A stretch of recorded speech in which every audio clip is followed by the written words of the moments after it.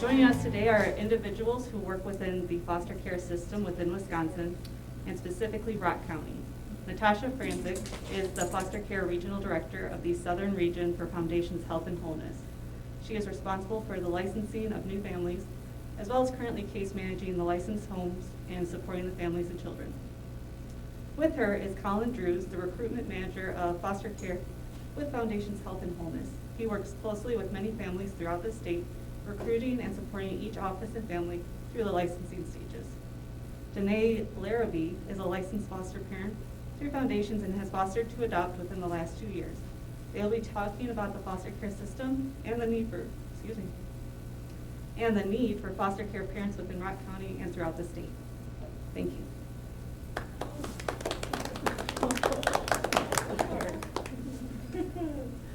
Well, thank you all for coming.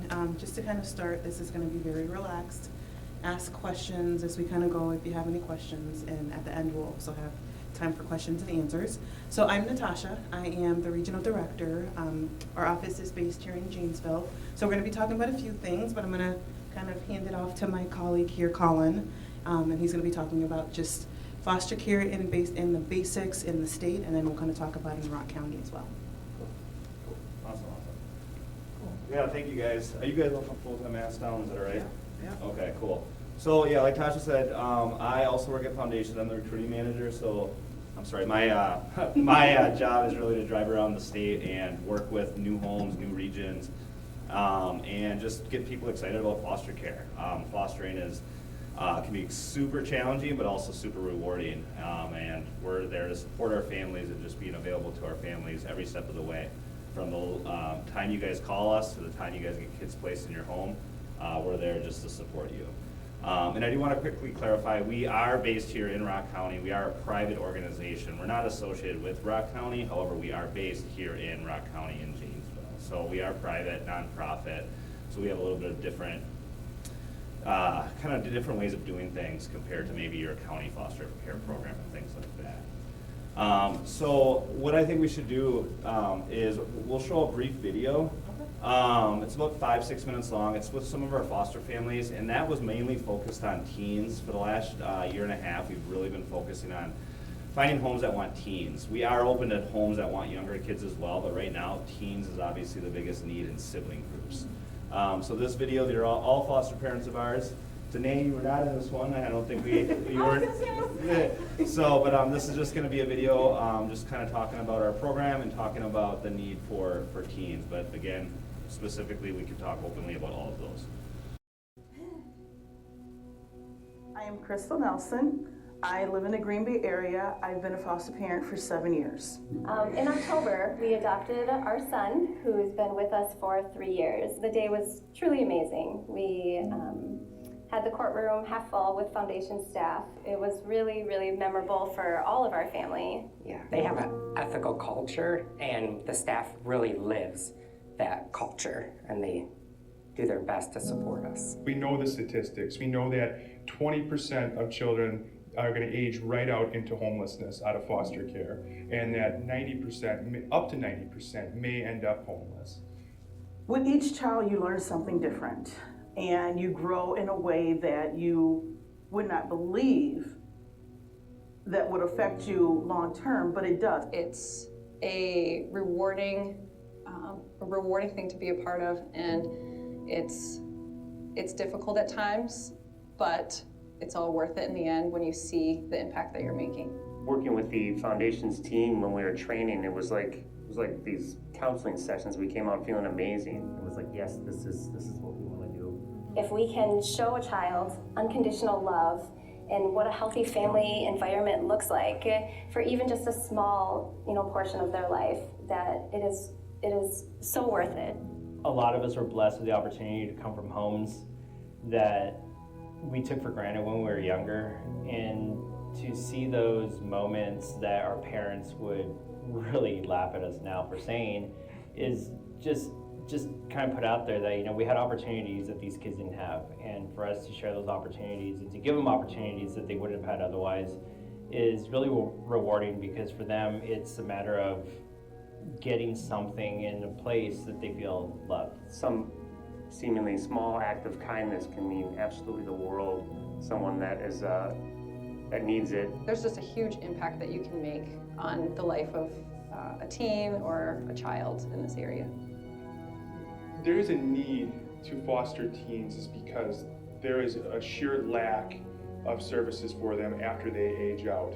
Think about the people that you've had in your life when you were 18. I'm sure most of you could think about the people that you could call. They don't have anybody. I have had a little more experience with the Foundations team because I was a social worker as well. I was always impressed with the professionalism and the support that they give to their foster homes. They walk you through each step of the process. Foundations is really good about working with you in small steps to kind of ease you into that. My name is Collin Drew, and I'm the foster care recruitment manager here at Foundations Health and Wholeness. We try really, really hard to make sure we're making the best possible match for our foster parents and for the children who come into their home. Our number one priority is safety, and we always want to make sure that everybody feels comfortable and supported throughout this journey. The need for foster parents in our community is huge. There are a number of children in the area who need a loving and safe place to stay. We are very excited to have foster parents who come into our organization who just get excited about the opportunity to be able to open up their home to a child in need. We really want to help support our community and help support our children in our community. And we find that finding good, quality, amazing foster parents is our way of doing that. It's such a rewarding experience when you look back, and it all makes it worth it in the end. We are Foundations. We are Foundations. We are Foundations. We are Foundations. We would love for you to become part of our Foundations foster care team.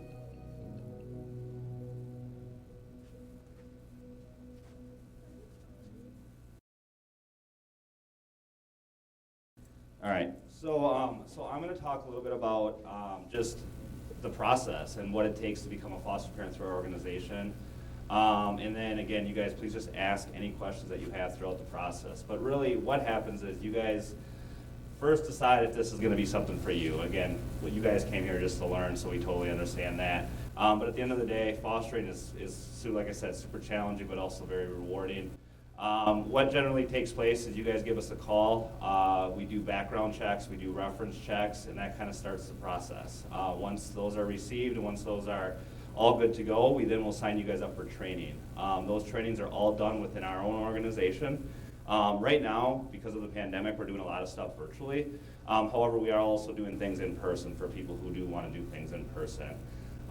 So that whole process would take anywhere from 2 months to 4 months, sometimes quicker, sometimes slower, just depending on the motivational factors from our families and also schedules and things like that. We offer evening trainings, we offer weekend trainings, and we're just really there to fit your schedules and to do what's going to be best for you. I mean, at the end of the day, you do need to be flexible because there are kids that are going to be in your home, and flexibility is very important for these kiddos. But really, we're there every step of the way. So we really feel that, you know, building that support and building that relationship with our parents is so important because at the end of the day, these parents are relying on us to support them when these kids are in their home. So 8 o'clock, 9 o'clock at night, weekends, holidays, whatever that looks like, we're always available 24 hours a day, 7 days a week. We always carry multiple phones with us.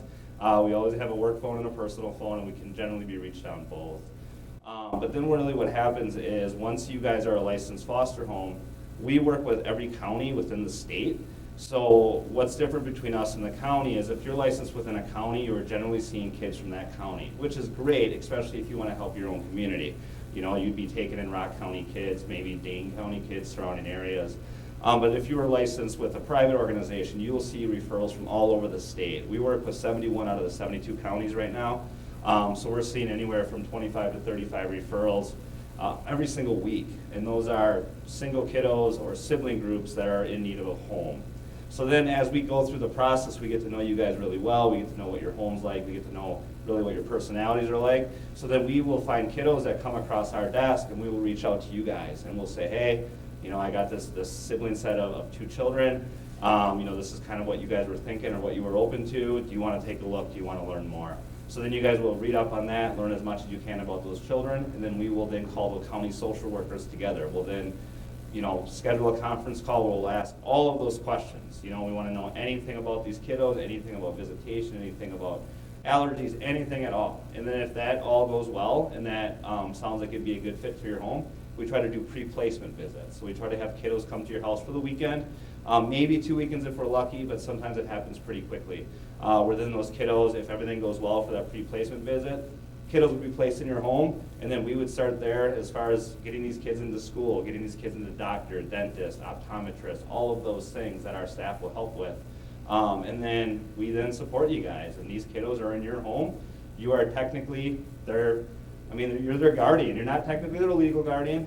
There's some kind of political things and legalities with that, but overall you are taking care of these children like they're your own. And you're making sure that you're getting them into school and like, all those things I said before, and just making sure that they're in a good spot and that they're in a situation that is best for them. So that's really kind of what we focus on. Kind of a quick rundown with the process.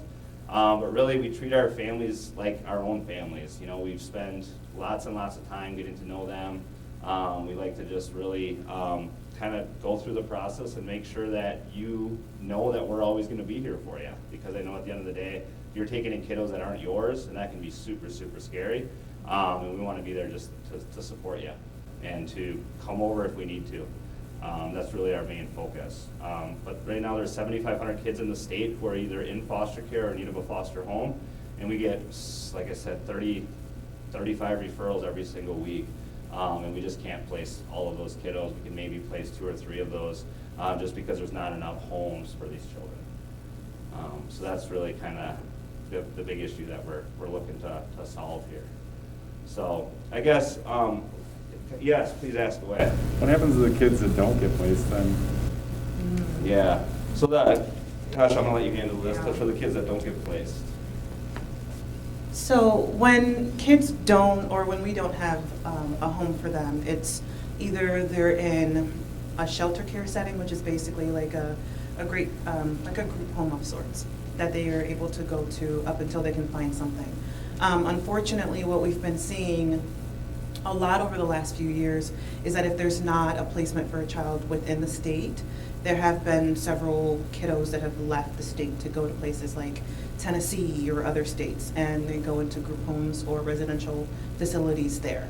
So if we can't find something within the state, then they have to go somewhere. So they find anything and everything possible, push things together just to make it work. So just more specifically within Rock County, so our office opened May of we're in 2021, correct? Yes. May of last year. I have to remember the day and the year. So our office opened May of last year, and just within since December of last year, we have received 72 different referrals, 72 referrals, 90 kids. And out of those 90 kids, we were only able to work with 8 of them. Just within Rock County alone. Just within the Janesville, Evansville area, only 8 kiddos. The reasoning being, there's sibling groups. I think we've gotten 5 sets of sibling groups ranging from the age of 3 to 12. And in working with that, I know a fear that people have a lot is, well, it's a larger sibling group, we don't want all of these kids together.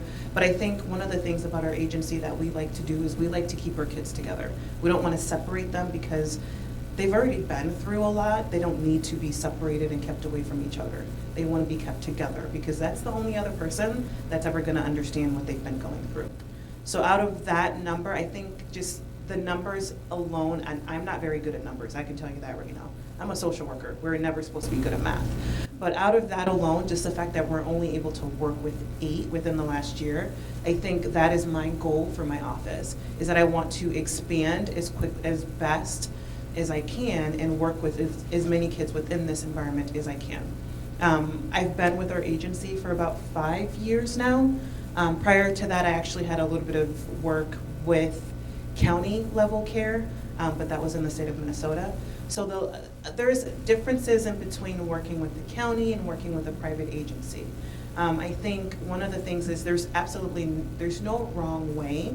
Sometimes I will work with a family that will say, I want to work with only 1 kid and I want that kid to be under the age of 4.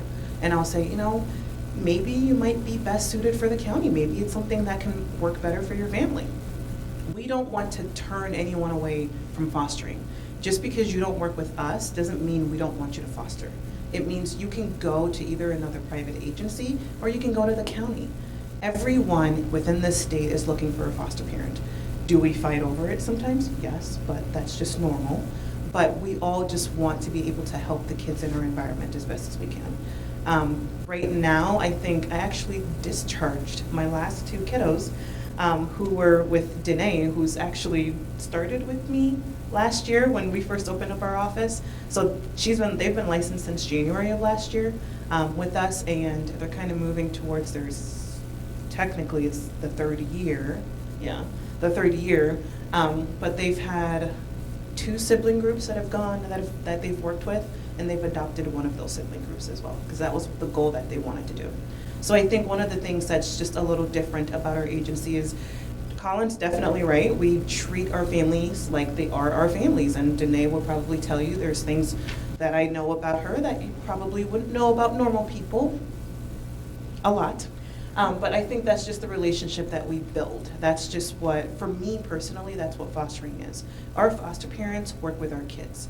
I work with the foster parents to make sure that they have everything that they need and that the kids have everything that they need as they're working through everything. You want to talk a little bit about your phone? Come on. Does anybody have any other questions Any other right questions? now? Yeah. Oh. Yeah, Oh. I do. Yes. Are you the legal guardian of these children, or are they still, or the No, parents ma'am. still? So they're, let me repeat the question. So you're asking if we as an agency are the legal guardians of the kiddos within care. We are not. So about 95%, more closer to 98% of the kiddos that we see, their biological parents still have all of their legal rights, which means that when it comes to signatures or when it comes to kind of anything court-related, that would come through the biological parents.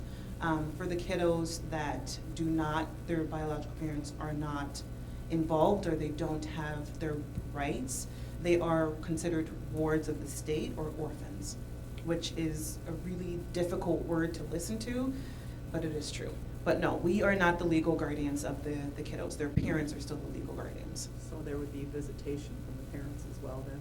Okay, so in asking about visitation, yes, there would be visitation with the biological parents and or biological family members, really depending on what the situation kind of looks like in the case plan. So we've had situations where we'll have a biological aunt that'll have a visit or will ask for a visit with the kiddo while they're in care. Or you might have like a weekly visit, or you might have a weekend visit or something like that. It really depends on the case specific. So it's not every kid has a visit every day kind of thing. It's depending on what the case plan is that's developed. And does it have to be at your home? And you're asking if it has to be in your home. So within our agency particularly, I don't strongly advocate for that, depending on the relationship that you have with the biological parents. Now, you might build that relationship where you might invite the biological parents, aunts, uncles, grandparents over for dinner or for a birthday party, and Danae's laughing because we've done that several times. Or just have them over just for something simple, and that can definitely happen, but a lot of times visitations happen either at the county or out in the community or out just at any other location. It's usually not within our foster homes. Yes. So the question that you asked was about trainings in general and kind of what that looks like. So what the state requires of, well, technically we're the ones that require it, of our foster parents is we want to prepare you as best as we can. So we give you the basics of what I feel is needed. And when I say what I feel is needed, I mean I get to know the parents and then work my trainings in that manner appropriately, I should say. So you get all of the needed information. Trainings last anywhere from about 1 hour and 3/4 to about 2.5 hours per module. There's 10 modules that are completed, so you can get all of those done. I've had a family that says, well, I want to do 2 trainings a week. Okay, we offer that possibility. You can do 2 trainings a week. You can get that done, all of it within a 5-week time frame. I've had families that say, well, I can jump on multiple trainings. And I've had families say, oh, we'll do 3 trainings a week and get it all done in less than a 3-week time span. They had the time. It was COVID. It happened. But get all of those completed. So we focus on what the needs are of the kids that we have or that we see. So trauma-based, trainings, things in regards to behaviors that you might see, things in regards to situations that might arise. So anything like visitation, interacting with biological parents, interacting with the county, interacting with any other professionals that you might have. So we try to prepare you for that, and then after you're licensed, that doesn't mean your training stops. We still work with you. So after you're licensed, you still have to complete trainings. We do our ongoing trainings within our agency every month that we offer about our foster parents. But on top of that, you have your case manager in your home that's working with you. So you might have something that comes up like, I have a kid that has autism. I don't have any experience with autism. I would like to learn more. We work with that as well, get you as much information and do that training. If I don't know, there's always somebody else that knows, and we can get that information for our foster parents. It just makes life a lot easier when you're working hand in hand, because if there's questions, you can always reach out, you can always call, you can always send a message. That's just the important piece of it. Any other questions? Oh, yes. So you're asked a question in regards to a stipend as well as helping out with the medical needs of the child. So within the state of Wisconsin, all of our kids, once they get into care, have Title 19/Medicaid for their insurance. So that covers their medical, their dental, their optical, therapy, psychiatry, or basically in PT if it's something, physical therapy, or occupational therapy if it's something that they need. It just has to be a provider that is able to take the Medicaid. And we work with our parents as well to find those providers if you can't find something that's in the area. So that's not something that comes out of the out of the foster parents' pockets. That's something that is paid for through the state. On top of that, you do also get a stipend that helps you with the basic needs of the child. And I do say the basic needs of the child, so making sure they have food, making sure they're able to get to school, clothes, things like that. Any other question? Yes? One more. Are you only located in Wisconsin? Yes. For right now, our agency is only located in Wisconsin. Trust me when I say I have been working our CEO to see if we can get a little further. I don't know, California maybe? We had one of our foster parents from last year who, actually no, she moved this year, was requesting that we opened up an office in Hawaii because they moved there. I said I quickly volunteered. I wanted to be tribute, but nobody, there's laws. Not gonna happen. Yes. Is there a household income? Okay, so the question that you asked was an income requirement. The basics of it is you need to be able to cover your bills. We'll in the intro, not the intro packet, but as you're getting licensed, one of the forms that you'll have to fill out is about your income. So we ask you about specifics just to make sure you can cover the base without needing that stipend. Now the stipend is there to help, but it's not something that we want our parents to depend on all the time, kind of thing. So it's just the state wants to ensure that you can cover your basic needs. Yes, ma'am. How are you supported? So we are a not-for-profit. We get our, technically not colleagues. The county is our. Yeah, so we come. Sorry, yeah. I don't know the right verbiage. So we contract with all the counties, so the counties pay us to provide that care for these kiddos, and then the counties then also pay you. So they pay us an administrative rate to take care of all of that stuff, and then they also pay you guys. And there's one other thing I wanted to talk about with that. Yeah, I'm sorry. I lost my train of thought.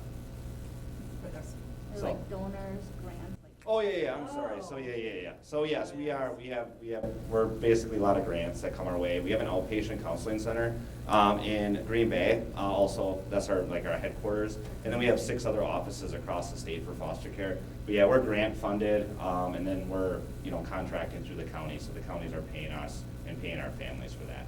So our foster care program is pretty solid. Our outpatient program does rely heavily on grants because we serve 85% of the uninsured in the Green Bay community. Thank you. Yes, ma'am. Can you describe, you had talked about. So in working that relationship. with a private agency, we are kind of the middleman in between our foster parents and the county. In working with the county, again, I've worked with, personally with Minnesota, so it's a little different when it comes to working personally with the county members. We work really closely with all of our county co-parts. In county level care, you're looking more at having a county worker that works with you. With us, you have not only the licensor, but you also have your case manager. As of right now, because I'm building up and kind of, no, I truly want to say because I'm a little overprotective of my program, I'm also case managing, which tends to be a little chaotic. But once, you know, we kind of get big enough, there'll be a case manager, so you would have a case manager as well as the regional director that you'd be able to reach out to. But yeah, we've worked really closely with our county counterparts. I knew well as a parent also. You jump in. Well, I'm sorry, normally I don't interrupt, but. No, it's all you. Go ahead. When she said that, I am, actually I'm Danae. I am one of the parents that works, is through foundations. I'm a foundations family. My husband and I started, as she was sharing, back almost even 3 years now. November. Yep. So we started, and we just kind of same thing. We were wondering about it. We actually lived in La Crosse for 16 years. Wanted to do the process there. Weren't able to go through the process there. What's the legalities there? We'll just say it. Legalities. They're a little different on how they look at certain through the state of or the city of La Crosse looks at things a little differently than here. We came here and the doors opened up, and lo and behold, we have a sign that was in our front yard for foundations. So we were able to go through the process. We went through the training, and when they talk about a family, they came into our home. Automatically Collin had our dog in his lap. He was playing with our dog. It was very just a welcoming experience. I was like, okay, come on in. It was just very laid back. It made us feel relaxed. We were able to ask questions, kind of like what you guys are doing right now, and we felt very welcome with them. We felt that we could ask them anything, and when I say ask them, I'm continuously asking them questions and calling her. And we got our first set of siblings January 23rd. Yeah. And we will be actually adopting them January 7th of this coming up in a couple of weeks. So that's our first set, but then we actually, 6 months after that, we got a second set. And Sorry about that again. when she was talking about the 2 different styles, we actually had a parent who was very, had visits, so they actually, the first two had visits with biological mother. And then our other set we got 6 months later were abandoned. And so that was a total different case, and so their process went faster. But you have to look at things a little different. And the reason I interjected was because we are in contact as a parent, or as a foster parent, you're in contact with both sides. So I have my backup right here through the agency, but you're also in contact with the state. And so you see both sides of what's going on as a foster parent. And so you'll never not be in contact with somebody. They'll have somebody coming in. I had people in our home all the time coming in, hey, can we stop in? Absolutely. It was just that you just kind of get where you're comfortable. You know what? Come on in, have a seat, visit with us, visit with the kids. The kids became, hey, they're almost like they're your second family. You know, these people come into your homes, which was okay. For the kids, they're very comfortable. They're all comfortable with each other now. I have 4. I've already adopted the first 2 boys that were abandoned. They are actually mine. They're Miro Larrabee and Jackson Larrabee are my sons. So, and then we'll be adding my other 2 on January 7th. So it's a road. It takes time. for the whole process, it's actually gone faster than most.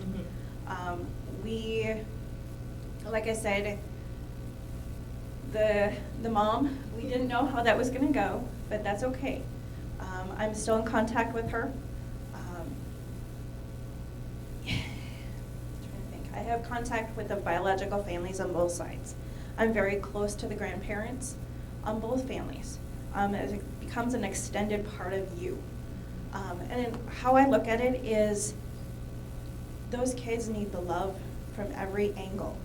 And so if we're able to share in that, giving them that love from their own biological families and with us, and showing them that we're growing together to help them grow, that's what makes a child grow.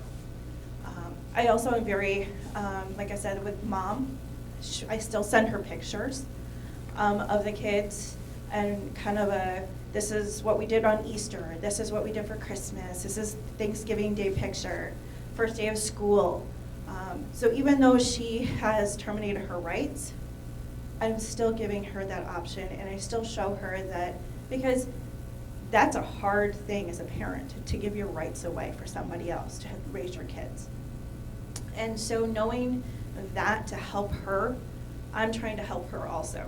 So giving her those pictures. I'm not afraid once everything is final, we'll have her over for dinner with the grandparents. We already talked about it as a family, having her over, come over and have dinner at her home. She's been at our, we had kind of like a birthday party in a hall. She was invited for her, and each person is different, how they're comfortable. For my husband and I, we're very comfortable in who we are. We want everybody to love the kids. They've met grandparents of my mom and dad. Everybody we're one giant family, and that's how we look at it. Everybody is an extension of our family. The kids don't look at each other. I have two separate sets of siblings. One is Caucasian and Hispanic, and one is black and white.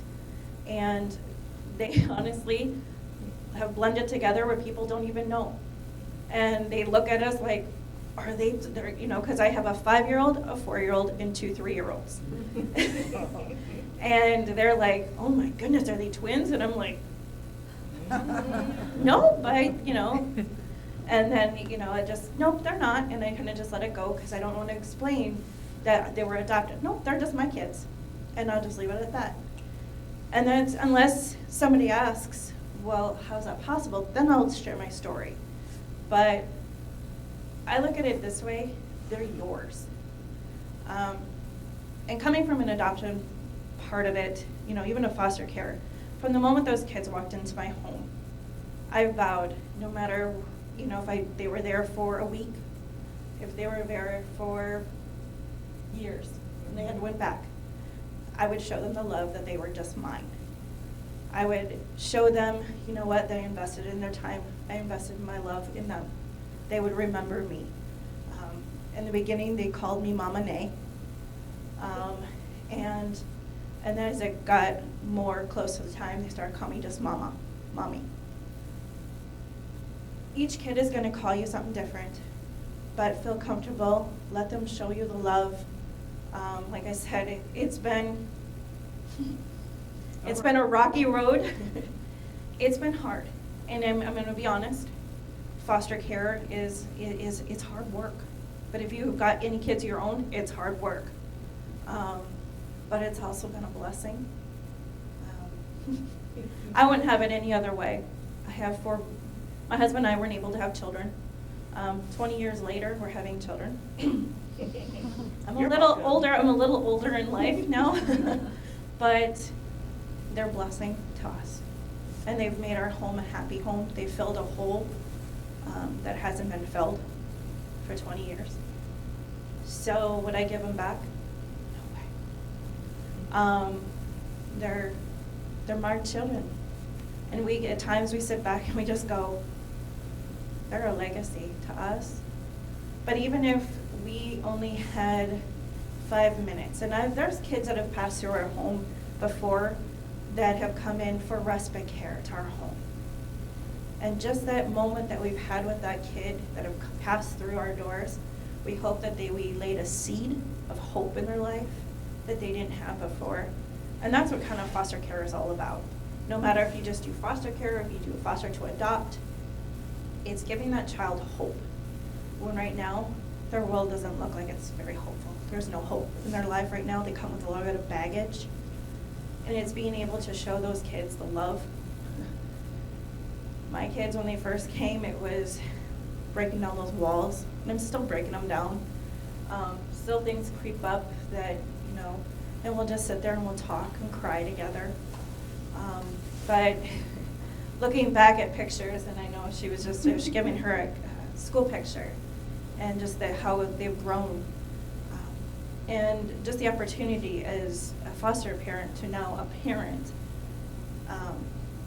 the lives that we've touched, and being a part of their life in return. I get to be a part of their biological family, and I get to see when I adopted my 2 sons, I got to get baby pictures that I didn't have, but their family shared with me all these baby pictures of my sons and what they were like and what they looked like, and it was just amazing. I cried.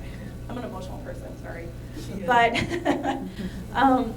it was just wonderful because the legacy and the prayer that was put into praying for a good parent to come in or a good person to take care of these kids, it was, and to know it was us, that was awesome. But just to encourage you guys, it's hard work. Ooh, yeah. There's a lot. I've never been a parent before, so I'm being honest. Going 20 years without kids, and all of a sudden I have 4 in my home. I didn't know how to raise a child. I could take care of someone else's, babysit, no problem, but to actually be responsible now for 4 lives that are coming with different circumstances, trauma-based circumstances, you'll learn things. And you're gonna learn by trial and error. But who's a really good bouncing off are these guys right here. Many, many, many times crying, going, what have I done?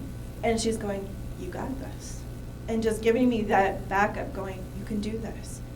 What you're feeling is normal as a parent. What you're feeling, they're gonna test the waters.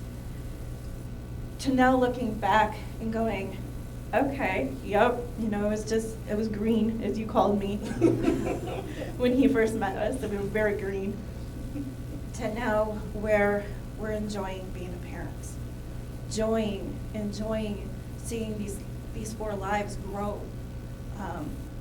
Now, once we adopt our last 2, we're gonna stop for a little bit, but I'm not done with fostering. We're gonna get them past these young years. But I would definitely, as soon as my 4 grow up, I'm gonna do it again. I don't want to do a foster. I don't want to adopt, but I would love to be an open door for foster kids to come in, teenage years, anything to come in, give them that stability and help them grow, absolutely. So. Anybody have questions for me? Answering a lot of questions. Okay. So, yes. Obviously, you guys went into it with the idea that you might want to adopt. Yes. For those that already have kids and they're just looking to be that safe haven, is it something that happens very often? Or You need to do it as a family, and that's what we did. Is make sure, because we started with the 2, and then all of a sudden there was somebody that said, "Hey, I got 2 more," and I'm like, I don't know who that somebody is. But we confronted the 2 that we had in our home for that 6 months and said, we're thinking about having a couple more. I want you to be a part of this. We're gonna see, I want you to meet them, and if they fit into this family unit, then they'll fit. And that wasn't necessarily saying that we were even gonna keep the, but your whole family has to be a part of that. And when we met, the 4 of them just meshed. Oh my gosh. But it is a family unit. And you're going to get invested in that child. If that child goes back to the parent, you're still part of that life.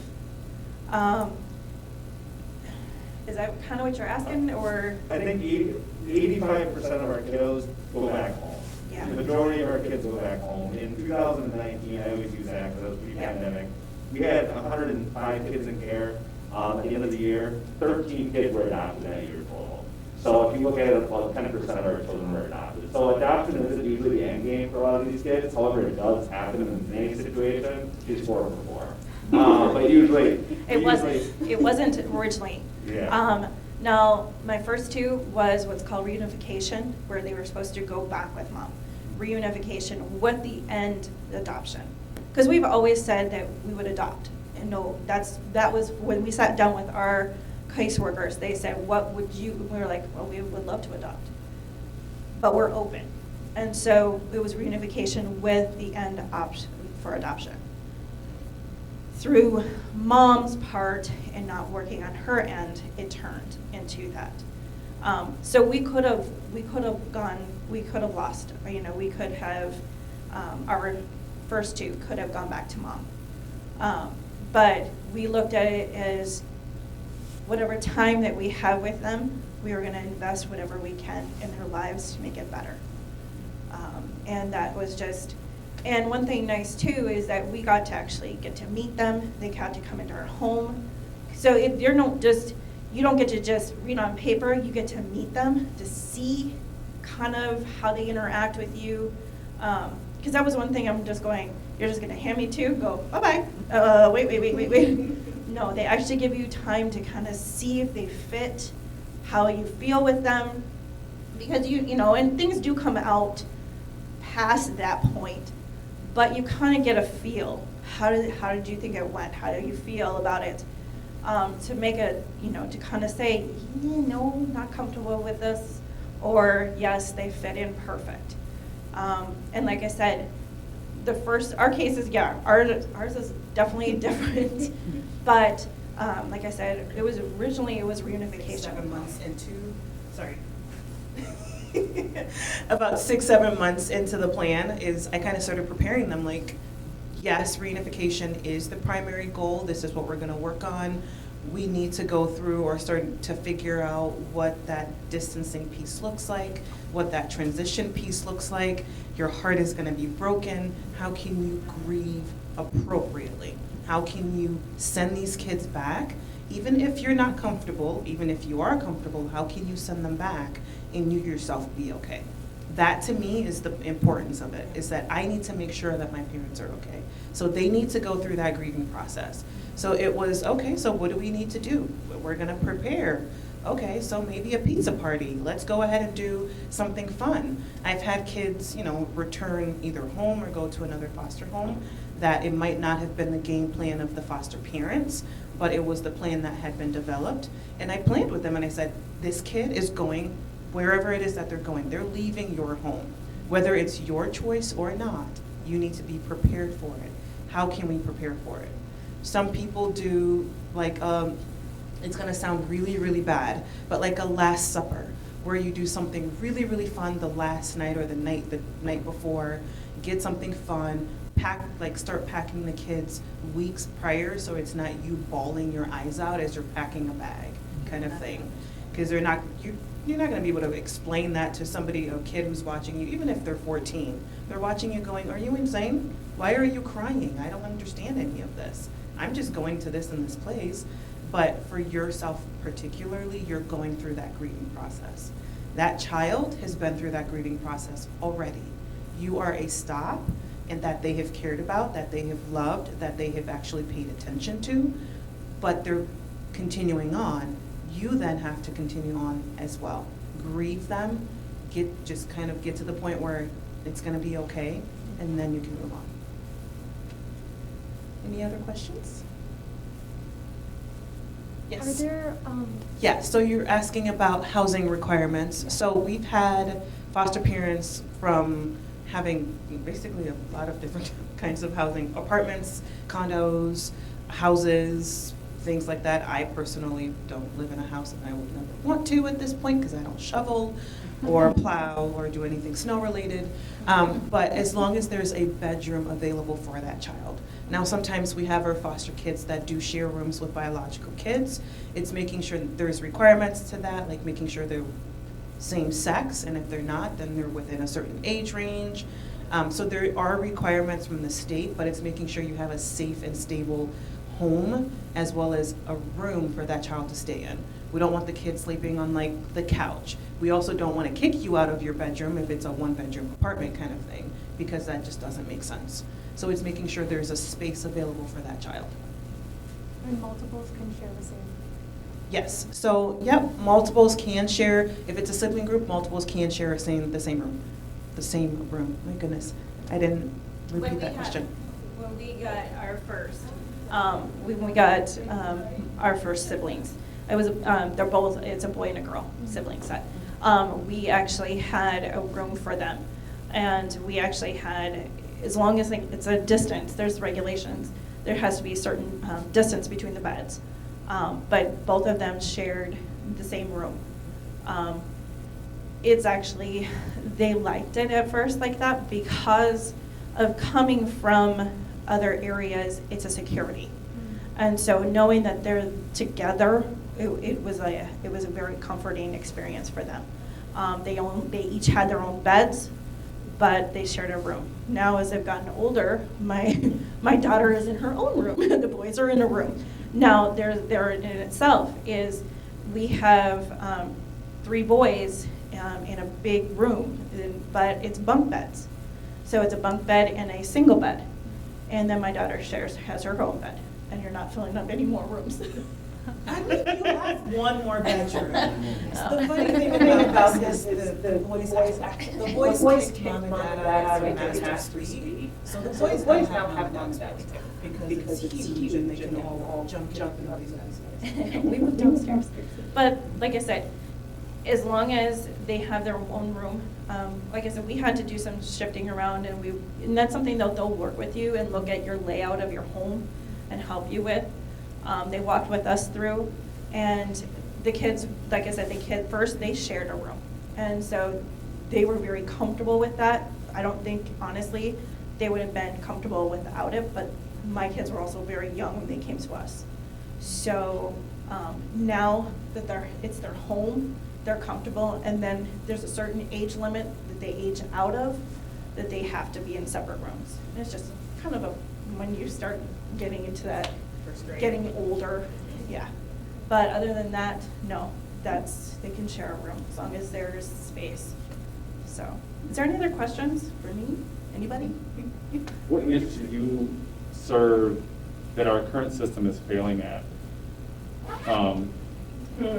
Because foundations wouldn't be there unless. I can share from a foster family. You want to talk about somebody who stands behind you in this legality mess these kids are in, are these guys. Many, many times she's been in court with me.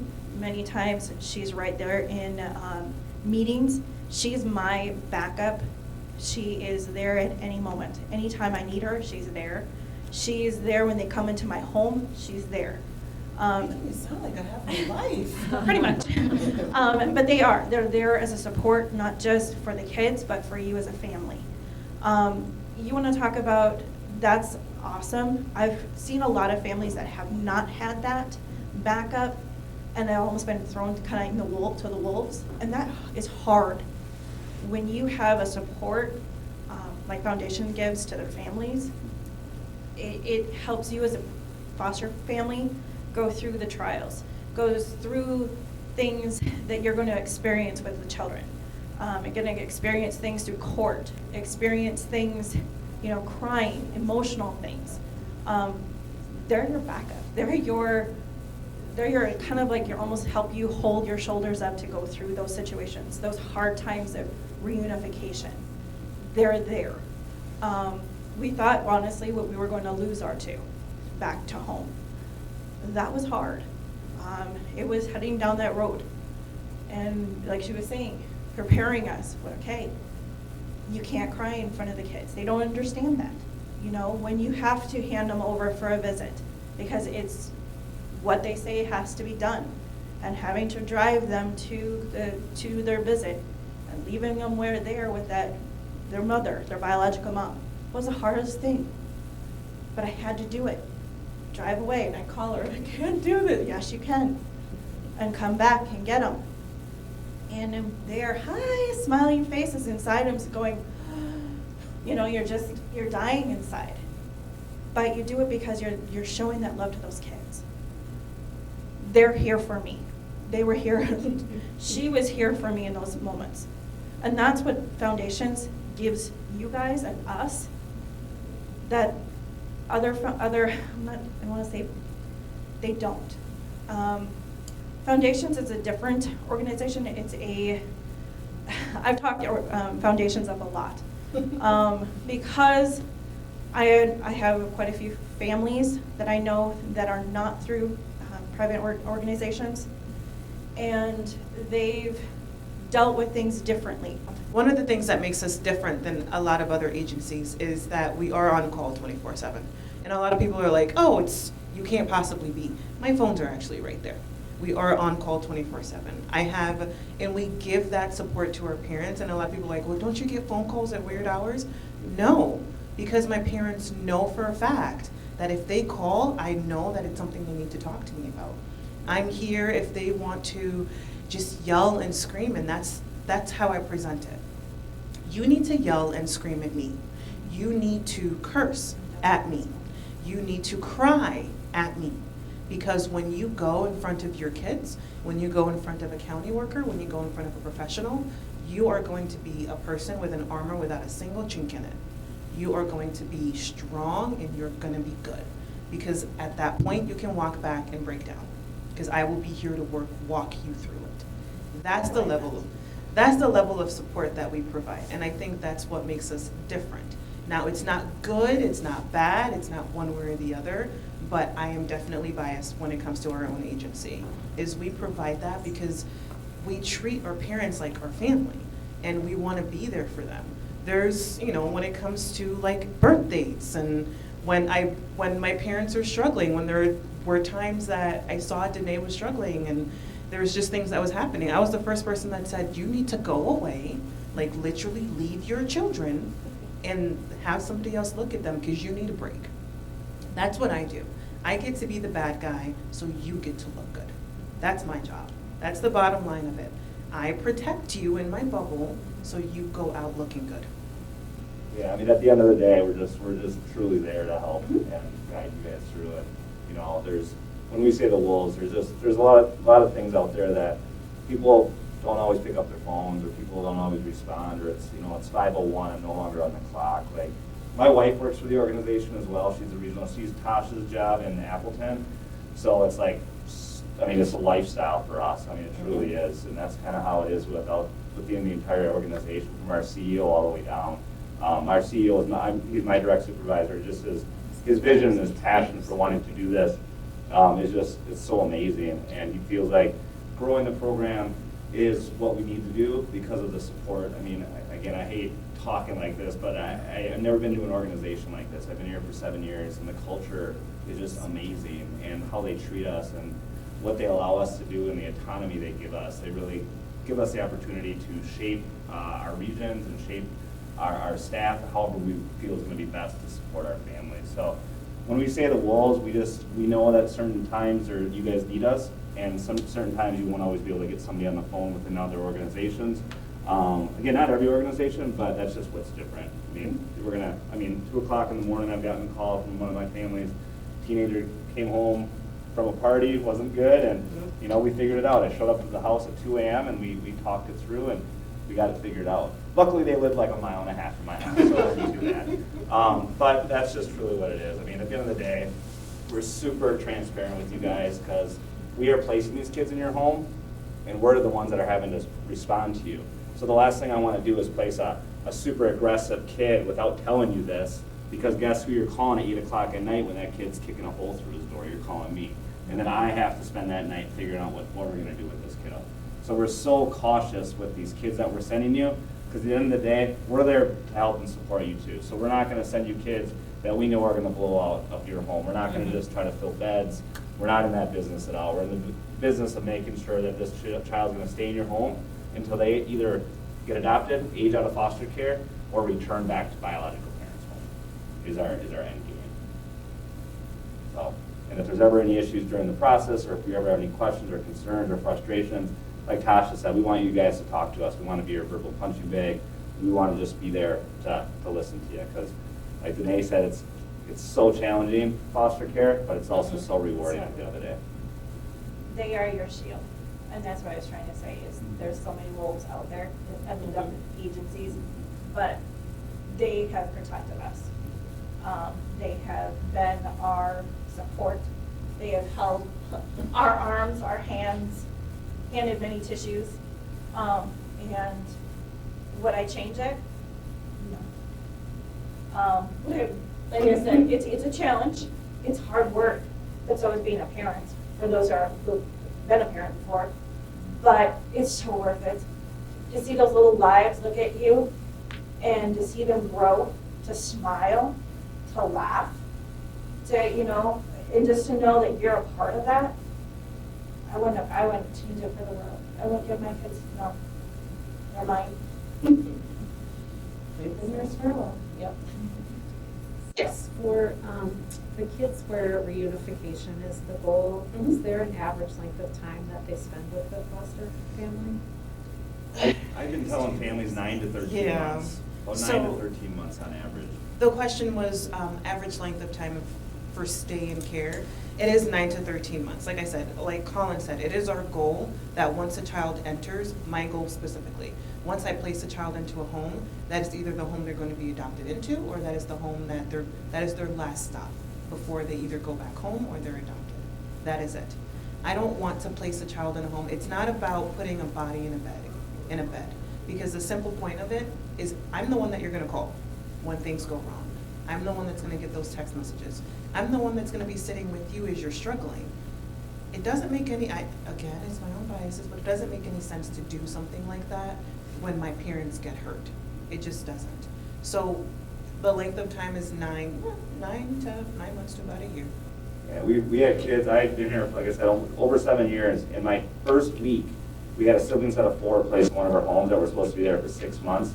They just went home like 9 months ago. Yeah. And they're Native American kiddos, and there's some certain rules in the state of Wisconsin that Native American kiddos generally need to be adopted by Native American families, but there's not enough Native American families out there. So these kids just really kind of sat in like a waiting, holding zone for 6.5 years.